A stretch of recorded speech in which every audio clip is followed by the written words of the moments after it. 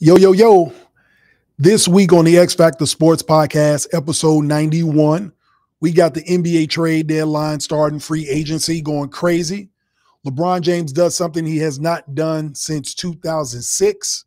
We got your MLB latest power rankings. And also, the internet is going crazy about this Kobe T-Mac thing. We settle it right here once and for all. So sit tight and buckle up. The X Factor Sportz Podcast starts right now.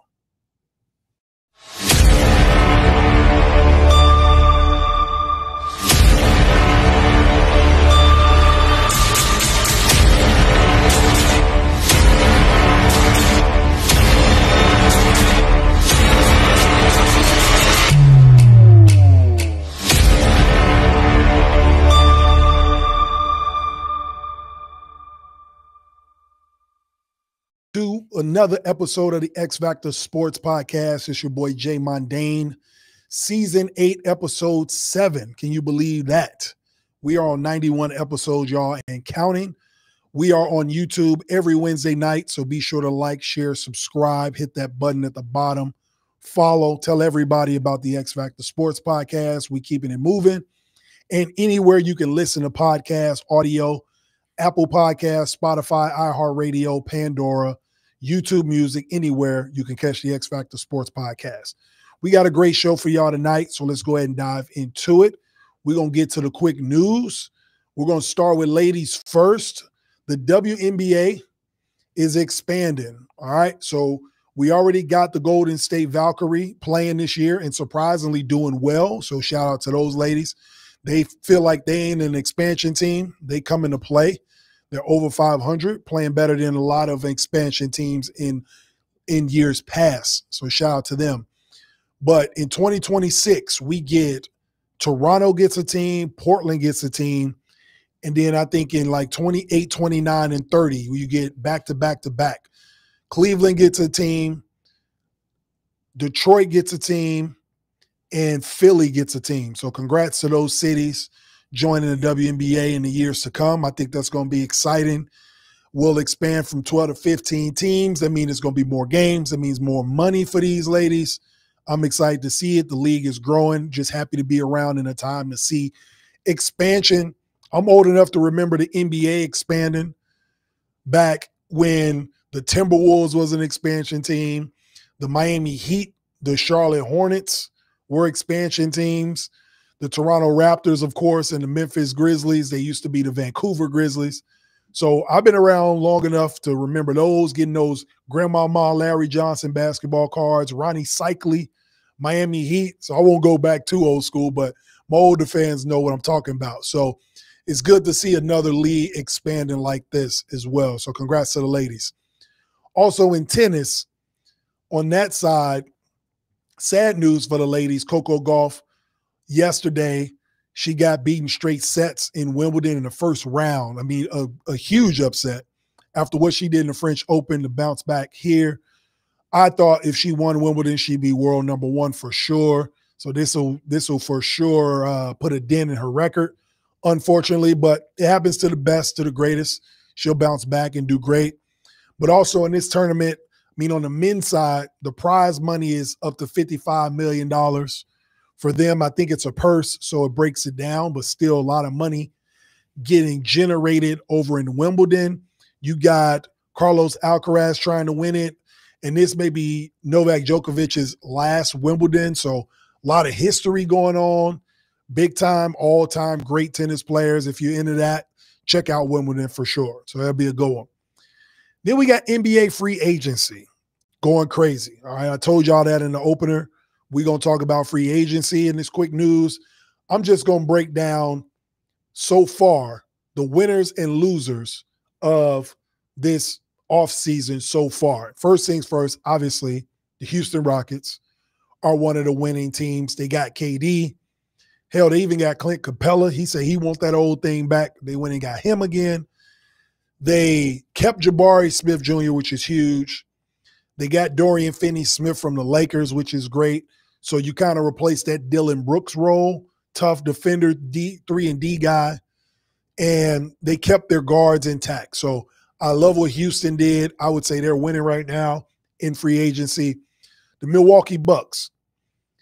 Now, they are winning right now because they were able to replace Brook Lopez for Miles Turner, which is a huge upgrade in my eyes. He's younger. He doesn't defend as well as Brook. Actually, he may defend just as well as Brook. He can step out and shoot the three, so I think they got younger and got a better body, which is crazy that they were able to get him from Indiana, who's literally their biggest rival in the Central Division. And Indiana wasn't able to match the money that Milwaukee was matching.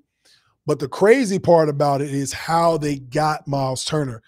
They waived my man Damian Lillard, and stretched his money out. So, again, the NBA is still guaranteed money. So he'll get his money over time, and he has the luxury of picking whatever team he wants. So I guess both sides wins.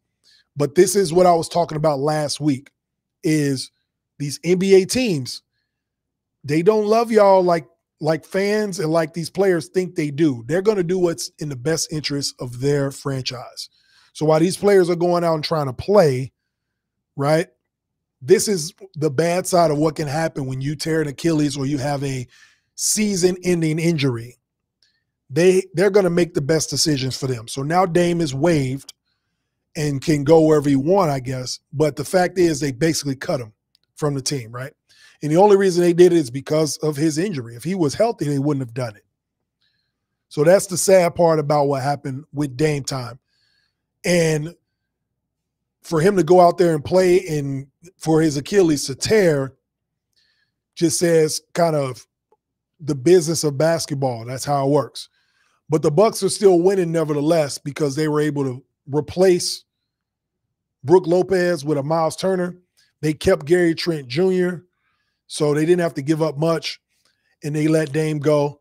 And we'll see if Giannis sticks around. That's why I say as of right now, the Bucks are winning. But if they lose Giannis, they're going to go to the L column real quick. Then the last team, I'm only going to do 3 teams that are winning. The Denver Nuggets did a sneaky good trade, basically a swap in my eyes for a better defender, a healthier player in Cam Johnson. Traded him for Michael Porter Jr. You don't have the back injuries. You don't have the inconsistencies on the defensive end. You get a Cam Johnson who's the same size, can shoot just as good, willing defender, and more of a playmaker than Michael Porter Jr., I believe. Got a lot of that confidence playing in Brooklyn to become a playmaker. Think it'll fit really good with a Jamal Murray and a Jokic. And they ended up getting Bruce Brown back. Again, another player wanted that old thing back, got back to Denver, and they got him for league minimum. So they didn't have to pay him all the money he wanted in free agency after the championship year, and he gets to come back. So I think Denver did a good job so far with their picks. On the losing side, as we sit today, the Indiana Pacers, obviously, right? Every action has the reaction.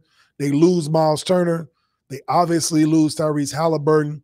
I feel like Miles Turner probably would have stayed in Indiana if Tyrese Halliburton was healthy. He would have felt like they had a chance to run it back, win a title. They did sign Pascal Siakam to the max, or extended him. But I feel like Miles Turner feels like we wouldn't be good enough to compete next year without Tyrese Halliburton. We're losing players. I've been here for over a decade. We got to the finals. I got to go secure the future and secure the bag. So because of that, Indiana's losing right now in this free agency. And the LA Lakers. So the Lakers have – everybody knows what the Lakers need. They need a big man, an athletic big man at that. That's what Luka plays best with. Now, they could get DeAndre Ayton probably. I know they're still trying to figure out, and they probably figured it out by now, the buyout situation with Portland, so they might get Ayton. But they had a chance to get Brook Lopez, and he went to the Clippers instead. So that shows you what he feels about the Lakers' chances versus the Clippers' chances. When you're a veteran of that caliber, Brook Lopez has been in the league for 15 years. He could decide where he wants to go, and he chose the Clippers over the Lakers. So that's another reason why they are losing right now. And then LeBron James. So LeBron has done something in his contract that he has not done since 2006.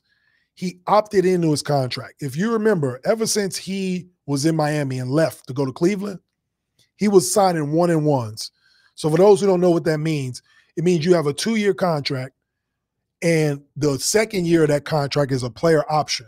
The player option means you have the option to either opt into that contract and stay with that team or nullify the contract and become a free agent. So LeBron was signing 1-and-1s every year since like 2015. And the reason he was doing that is so he can get the max dollars. Fast forward to this offseason, 2025, he never opted into his contracts. He always renegotiated and re-upped. He actually opted in. This is the last year of LeBron James's contract in 2025-26. Something he hasn't done in 20 years. What that tells me is this. LeBron James is going to retire next season. This is his last season in the NBA. All right. He is very big on narrative. He's a very smart businessman, very smart player, very smart person. I think he knows what he's doing. It's year 23. He's number 23. It's very symbolic of his career. He ended on his terms, last year of his deal. I find it very hard to see him opt into the last year of a contract and then renegotiate for another couple years of a contract. They got Luka Doncic. He brought the Lakers a championship. So they have the predecessor in place. Jeannie Buss just sold the team. I'm sure he feels like he has nothing else to prove in his career. So he ends it at year 23, opts into this last year of this contract. So you heard it here first on the X Factor Sportz Podcast, July 2nd, 2025. I believe this is LeBron James's last season in the NBA. Y'all let me know what y'all think. You always comment below, like, share, and subscribe on the X Factor Sportz Podcast. I think this is LeBron's last season. That's why he opted in on this last year of his contract. All right. So that's what we got for the quick news. So now we're going to dive into some baseball. All right. And we're going to talk about these power rankings. So we got the power rankings. We always do this around holiday time. If you were with me a few weeks ago, Memorial Day weekend, that's a pivotal part of the baseball season. We talk about where teams are in Major League Baseball. Now we're at the 4th of July. So we got to talk about where these teams are again, and we'll get back to it on Labor Day, of course. So let's go ahead and dive right into the power rankings. At number 10, San Diego Padres. They are surging. All right. So we got Tatis is playing like a man possessed. So he's batting over 300 already. Midway through the season, he'll be an all-star, of course. But they look good. Offense is surging. They're scoring a lot of runs. So with Tatis batting over 300 and with 20 home runs at this point in the season, we got them at number 10. At number 9, we got the Milwaukee Brewers. Best bullpen in the National League. This was my team to win the National League Central. Even though the Cubs are staying consistent and you see them on the list, I feel like the Brewers, they found this pitching rotation. If they can stay healthy, I think they got an opportunity to catch the Cubs. At number 8, we got the New York Mets. Last time we talked about the Mets, we talked about how crazy Citi Field is, how the fans go crazy in there. It'd be a great atmosphere to go to a game. You got Francisco Lindor starting to heat up. Alonso starting to heat up. He's always starting to heat up around All-Star break. He might want to get into another home run derby, but 12-4 in the last 16 games. So you got to put them up in the power rankings as well. At number 7, what do we got here? Tampa Bay Rays at 7. Now, what I had on them was the pitching staff. Again, they've been a surprise in the American League East because of how their pitching has been. They've been winning a lot of good games on the mound. So you got to put them in the power rankings as well for what they've been doing. Even though the offense ain't been doing as great, the pitching has been. You go back and check their last 10 games, pitching has been carrying the water. So got to put them at number 7. At number 6, the team in the AL East with them, the Yankees, and Aaron Judge. Again, he can be But when it's all said and done, he may be this generation's Barry Bonds. And the reason I say that is because he can win 6 or 7 MVPs. I think he's got 2 or 3 already. He's still young, and he plays in New York. He's in the biggest media market in the world, and he produces, leads Major League Baseball in home runs again. He's got 28. So anytime you play in the pinstripes and you're the captain and you lead the league in some category, you're always in MVP conversations, and they're winning games. So I got the Yankees at number 6. All right. At number 5, the Phillies are climbing. I don't think I had the Phillies this high back in on Memorial Day, but they're climbing now. Bryce Harper, OPS is back up to 950. So he's getting back warmed up and ready to go for the second half of the season. Pitching is top 5 and number 1 in the National League East.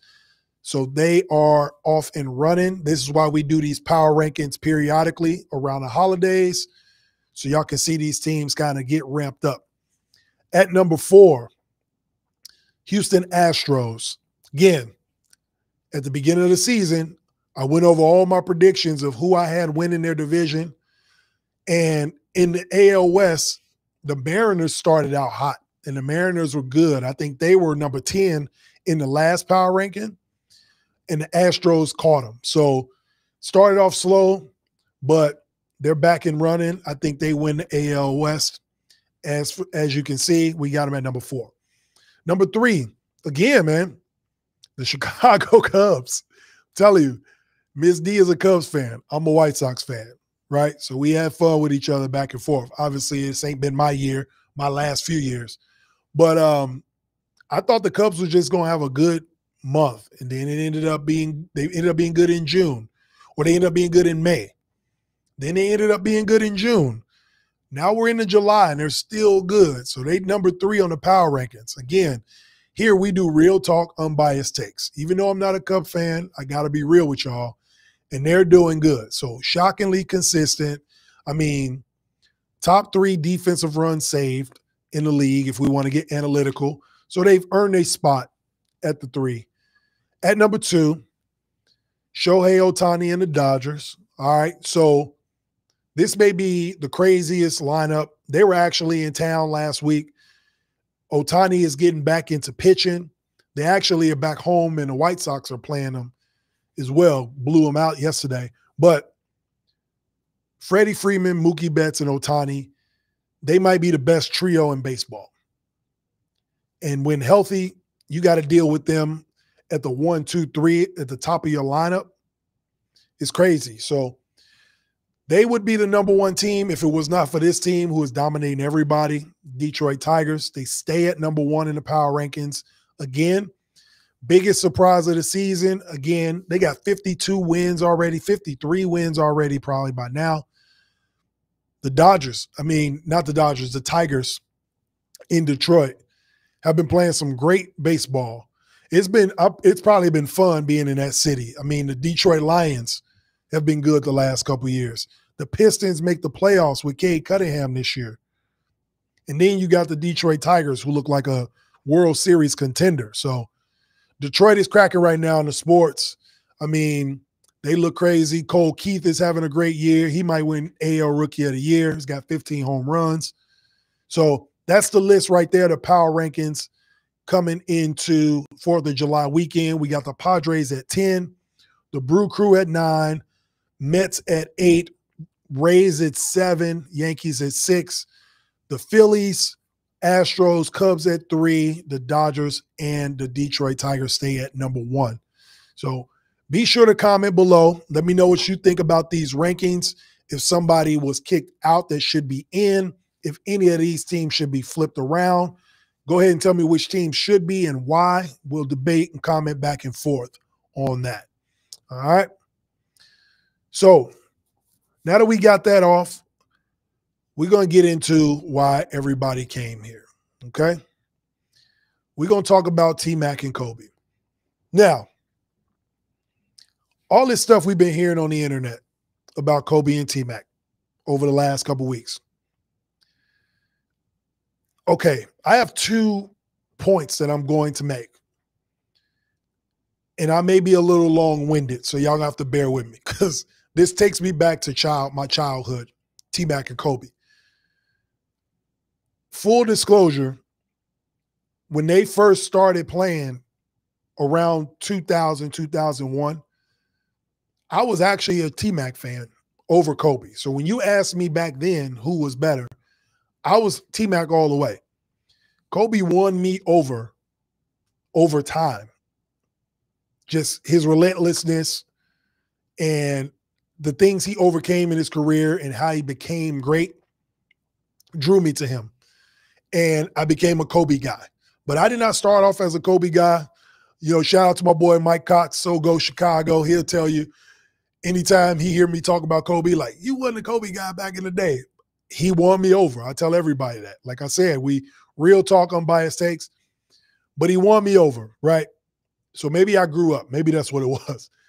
But this stuff that they talking about on the internet is ridiculous. So all these other podcasts and talk shows and TV shows, we're going to settle this right here. We're going to get straight to it. Like I said, I have two different points I'm going to make. Okay. Point number one.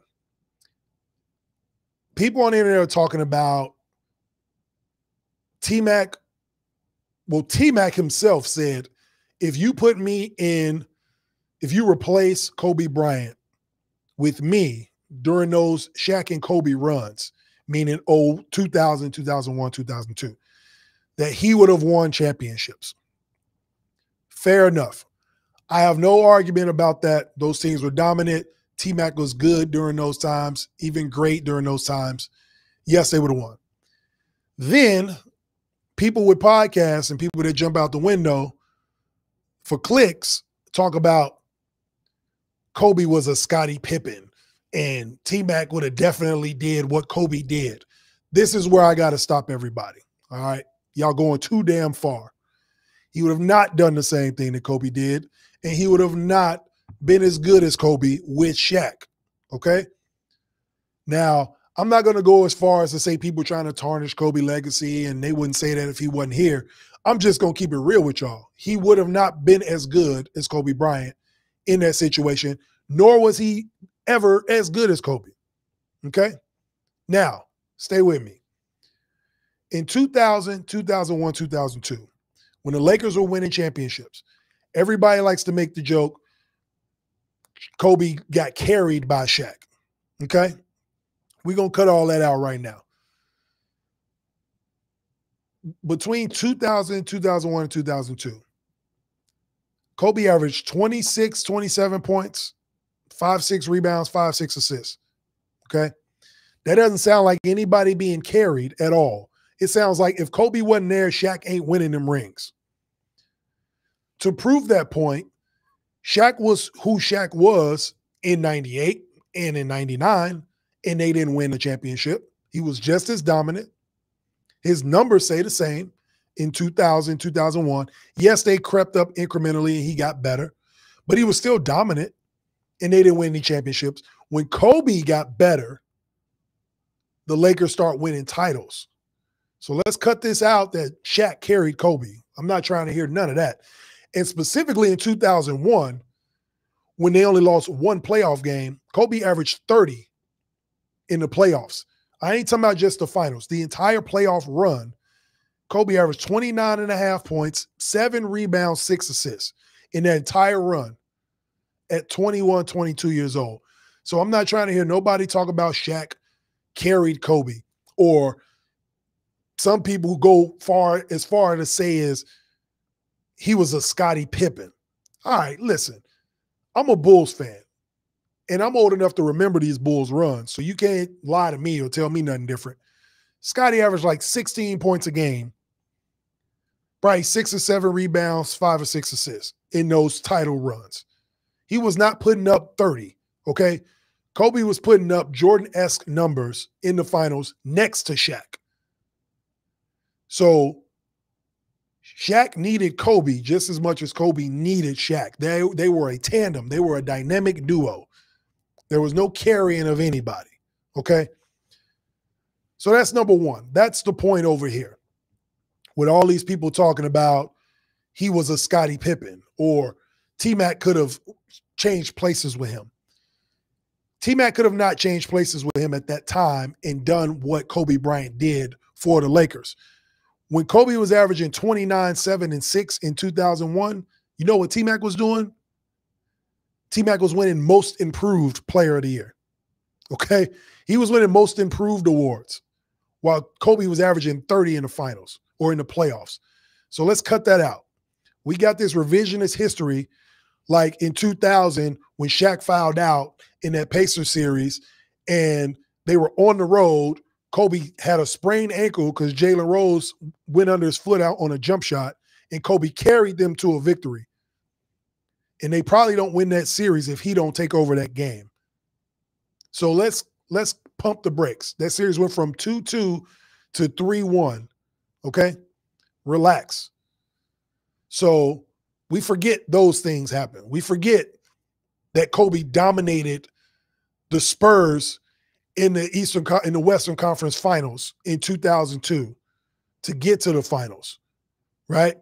We forget when he goes to Sacramento and put up 38 in Arco Arena to win that series. So y'all call him a Scottie Pippen. We forget in 2000 he was crossing Scottie Pippen over because Scottie was at Portland when they were down 15. And he kept chipping away and getting them back because Shaq's in foul trouble. Shaq's missing free throws. So who do they have to get the ball to get any type of energy, any type of momentum going offensively? Okay, let's not forget what Kobe Bryant was on the court because the players that played against him did not forget. Now, these guys that's on social media and on these podcasts are acting like they don't remember what Kobe Bryant was and what he did. If you need any type of reference, you better go listen to Allen Iverson, and he'll tell you everything you need to know about what being was, okay? So that's point number one. Number two on this side, T-Mac was not better than Kobe Bryant, okay? T-Mac has 7 All-NBAs total. He was first-team All-NBA twice. Kobe was first-team All-NBA 11 times. They were in the league together, and they're the same position. One of them was first-team All-NBA only 2 times. So nobody at that time thought that T-Mac was as good or better than Kobe Bryant. Maybe for like 1 or 2 years when he was in Orlando and he averaged 30. They're like, maybe he may be better than Kobe Bryant. That was it. So while everybody was debating if he's better, Kobe was winning championships. Now, the reason people were saying that T-Mac was better is because he was scoring more points. But what people don't seem to realize is they both have 2 scoring titles. So was he really scoring that much more than Kobe? Because at the end of the day, they both had 2 scoring titles around the same time. As soon as Shaq left, Kobe was averaging 35, 36 a game. He averaged 40 in the month of February in 2006. 81 points in 2006. Name the last player to average 40 for a month in the NBA. Because all I hear is how great of a scorer T-Mac was. And I want to make something clear. This is not a knock on Tracy McGrady. He's a great player. Do I think he's a Hall of Famer? No. And we will get into that in another episode on who I think's Hall of Famers and who aren't. Because I'm a tough grader, and I don't think T-Mac is a Hall of Famer. But if we're talking about right now, T-Mac and Kobe, it's not as close as people think it is. It was a couple years where you could have made the argument, and then after that, it was not an argument at all. On the defensive side, it wasn't even close. Okay? Kobe's got what, 9 all defensive first teams? You don't see not one under T-Mac's belt. So on that end of the court, I don't see it. Offensively, they were damn near, they were equal. T-Mac was just taller. Okay? And in some instances, Kobe was better because he can put up the 30 points a game with a Shaquille O'Neal by his side as a dynamic duo not being carried. Okay? So the narrative that Kobe Bryant was being carried is ridiculous because you can go look at them games where Kobe's literally saving the Lakers in playoff games. literally saving them. But everybody just goes back and looks at stats, or they see the picture of Shaq dunking on the whole New Jersey Nets team.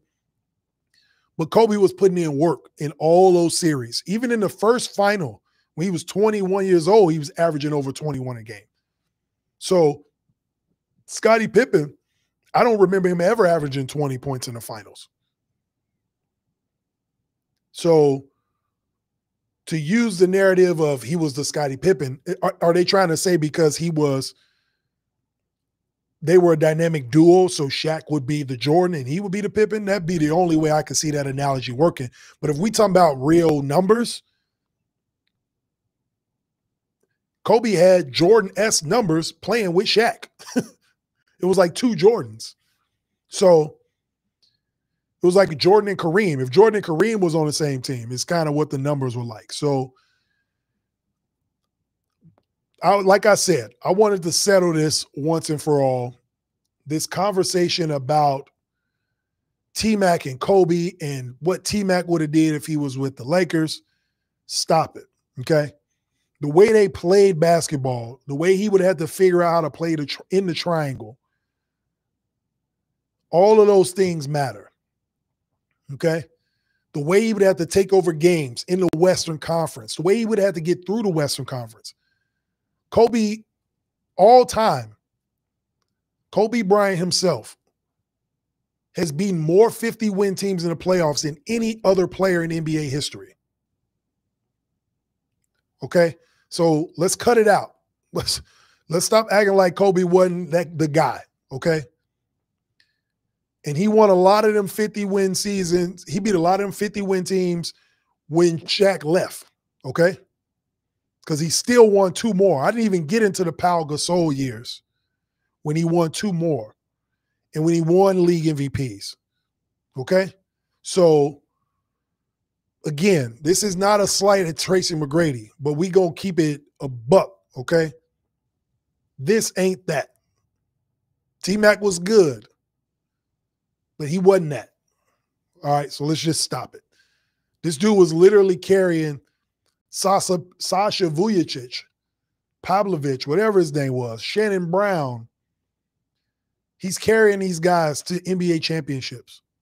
Luke Walton, Derek Fisher, like these are the guys that were on his team that he's carrying to the NBA finals and winning championships with. So you can't tell me that T-Mac, if you replace him with Kobe, would have had the same success. I just don't believe it.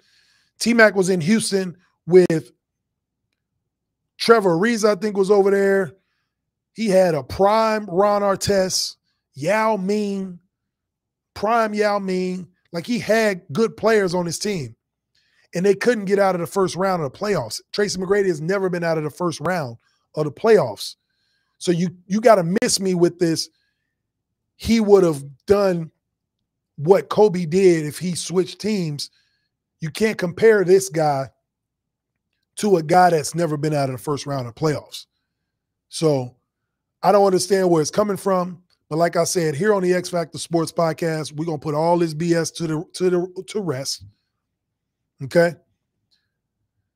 This ain't that. T-Mac was good. Kobe was great. Okay? So let's cut it out. T-Mac had a couple great years. Kobe had a great career. All right? So comment below. Let me know what you think. If this T-Mac and Kobe debate is way out of pocket. Y'all let me know what y'all think. All right? Now, before we get up out of here, you know we always got to end it with that 2-minute warning. Okay? And so this week, let's see, what we talking about this week? We are talking about the 90-10 rule, okay? 90-10 rule is basically this. Life is 10% of what happens to you and 90% of how you react to it, okay? Think about your life as it sits now. The reason that we are where we are today is because of the decisions we made to put us here. And that's life. If you let the things that happen to you control your outcome of your life, you'll never get anywhere. You'll never get anywhere good. You'll never get to where you want to go. Because if you want to get to where you want to go, you have to react and adjust and do something else. So that's why there's that 90-10 rule. Life is 10% of what happens to you and 90% of how you react to it. Meaning, even if it's good or bad, if something happens to you, how are you going to react to that? Are you going to react to it in a negative way, a positive way? Are you going to learn from it? Are you going to continue to make the same mistakes? These are all reactionary things that determine an outcome for your future. So think about that. When decisions or when things happen in your life, how are you going to react and bounce back or move forward or capitalize? If there are good things that happen, you still got to capitalize. You don't want to fumble the bag, right? So all of those things are reactions and adjustments to the things that are happening in your life. So make sure you implement that when you think of anything happening in life, that 90-10 rule. How am I going to react to this? How am I going to push forward and push through? That's the 90-10 rule. Remember, 10% of the things that happen to you, you got to react. The other 90% of your life is reacting to those things and moving forward. Cool? All right, man. I appreciate y'all for tuning in to the X Factor Sportz Podcast, episode 91. So we are 9 episodes away. Okay? Check it out. We are celebrating episode 100. Can you believe that? September 17th, a Wednesday, 6:30. It's going to be here at Bogey's Pub in Leawood, Kansas. I want everybody to come through, celebrate with your boy, hang out, have a good time, and then I'm going to do the show live at 8 p.m. But I want people to come and check us out. We'll have pictures, we'll have prizes, we'll have raffles, we're going to have X Factor Sports swag, hats, sweatshirts, T-shirts, all that. And then Bogey's Pub has been nice enough. They're going to supply some swag as well. They're also going to have some gift cards. So be sure to check out the social media page. We'll let you know as things come around. They're going to try to do some fun things with the food, buffet style. You can place orders early. So the cooks in the back got everything set up for us. They're going to do it real nice for us. Bogey's Pub out in Leawood, Kansas. The X Factor Sportz Podcast, episode 100. We are celebrating a milestone. I hope everybody can show up and show out. All right. Again, the gear is coming here in a couple weeks. The order has been placed. We got things coming in. Be sure to scan the QR code or you hit me up on social media if you are looking for any of the X Factor Sports gear. We will have it at the 100th episode celebration as well. So be sure to tap in with us on that. Again, thank y'all for tuning in to the X Factor Sportz Podcast, episode 90, episode 92 next week. We're going to dive into some more baseball. We're going to talk about the All-Star game, who we think is going to make the All-Star game, home run derby predictions, AL versus NL. I'm probably going to pick the American League to win anyway. I'm super biased because I'm a White Sox fan. But check us out next week, and we will be sure to let y'all know everything we got going on throughout the summer. Like I said in the T-Mac and Kobe segment, Hall of Famers, we will have an episode where I talk about who I think should be in the Basketball Hall of Fame and who shouldn't be and why. So you're not going to want to miss that. There will be previews on that coming soon. This is Jay Mundane, the X Factor Sportz Podcast. Like, share, subscribe on YouTube. Follow on all platforms that you can hear them. Your boy is out of here. Peace.